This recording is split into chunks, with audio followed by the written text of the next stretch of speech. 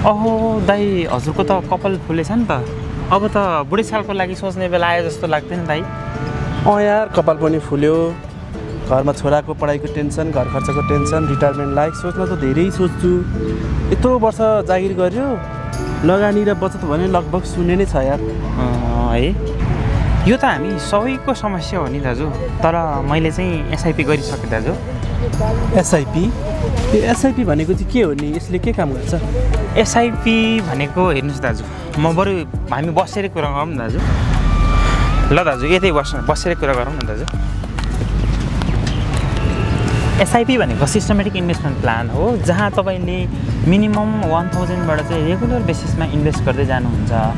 र तपाईँले चाहिँ लङ टर्ममा रुपिकस एभरेजिङ पावर अफ कम्पाउन्डिङको फाइदा लिँदै एकमुष्ट रकम प्राप्त गर्न सक्नुहुन्छ रुपिकस एभरेजिङ पावर अफ कम्पाउन्डिङ भने चाहिँ के हो नि फेरि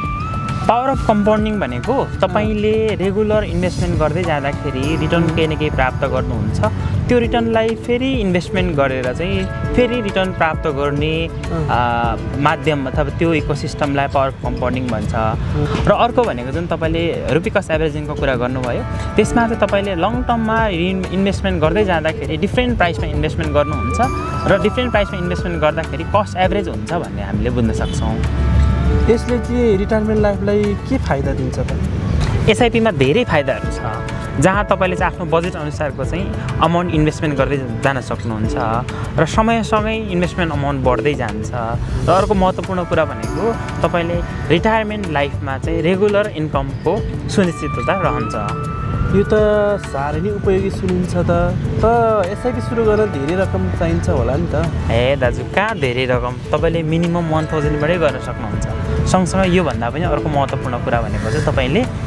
अर्ली इन्भेस्टमेन्ट चाँडै सुरुवात गर्नु चाहिँ यसको सबैभन्दा महत्त्वपूर्ण कुरा रहन्छ है हो यो त साह्रै नै राम्रो लाग्यो नि तर एसआइपी सुरुवात कहाँ र कसरी गर्ने दाजु दायाँ बायाँ हेर्न सक्नुहुन्छ बुढेसकालले छोइसक्यो अब तपाईँले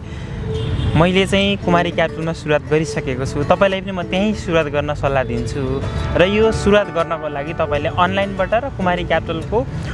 मोबाइल एपबाटै रेजिस्टर गर्न सक्नुहुन्छ